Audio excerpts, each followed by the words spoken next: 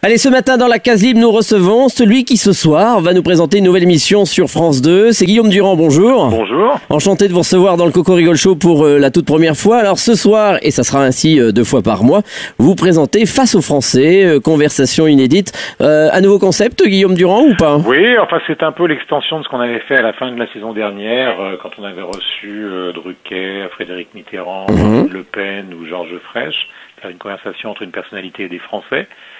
4 ou 5, pas 50, des gens motivés par les personnalités qui seront là ce soir, c'est-à-dire Bernard Kouchner et Patrick Bruel. Puis on va essayer d'aller sur des terrains de leur carrière qu'on connaît ou qu'on connaît pas, mais d'une manière inédite, sans prétention.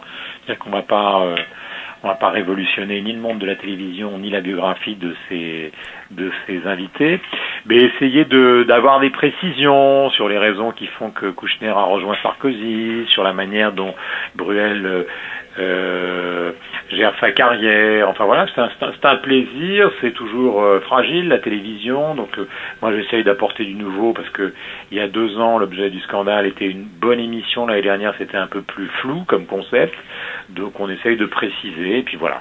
Alors, c'est vrai qu'il y a d'autres émissions qui reçoivent notamment sur Canal. Est-ce qu'on va apprendre quelque chose de plus? Qu'est-ce qu'on peut apprendre de plus d'un Bruel, par exemple, maintenant? Je pense qu'il y a une liaison aux dates. C'est-à-dire que, je vais vous donner un exemple simple. Dans le cas de Kouchner, tout le monde sait qu'il a rallié le gouvernement de Sarkozy. Et que peut-être même il va en partir bientôt. Peut-être même va-t-il en partir. Donc la question aujourd'hui, c'est pas tellement de savoir, c'est d'essayer de savoir dans quelles conditions ça s'est passé, quel jour, avec qui il en a parlé, qui a fait peser sa décision, etc., etc. Si vous voulez, c'est pour ça que j'invoque ces affaires de date.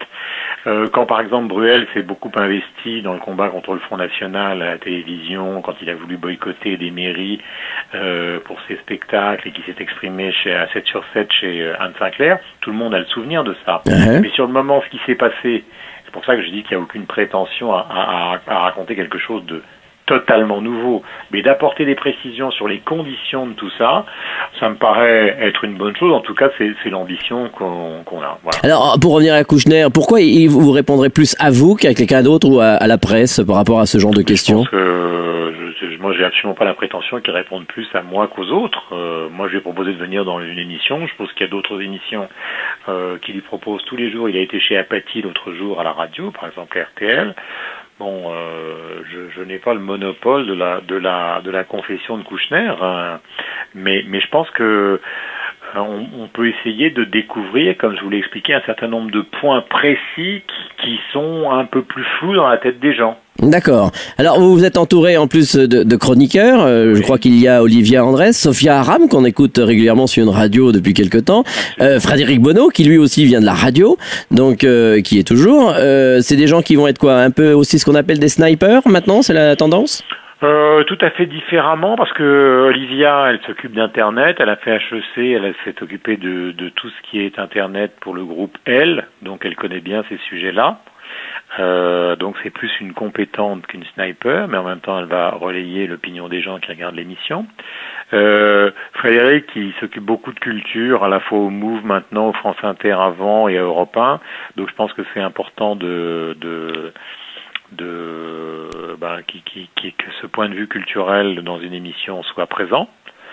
Et puis Sophia Aram, je l'ai découverte comme vous en l'écoutant à France Inter, j'ai trouvé extrêmement drôle. Voilà, en fait, on s'entoure souvent de gens avec qui on a envie de travailler aussi, ça joue un rôle important, et si ça se passe bien entre nous, ça se passera bien à l'égard du public, en tout cas on le souhaite.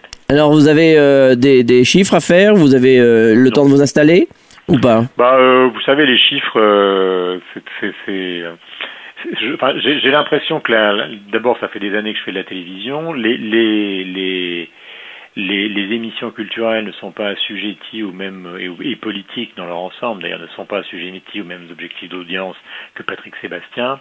Donc c'est pas du tout le même registre. Calvi n'a pas besoin de faire la même audience que Sébastien, et d'une certaine manière on se rapproche plus des magazines de France Télévisions qui naviguent autour de 10 ou 12% d'audience que par rapport aux grandes émissions de divertissement. J'en ai fait, je sais ce que c'est, mais ce sont des objectifs qui sont totalement différents.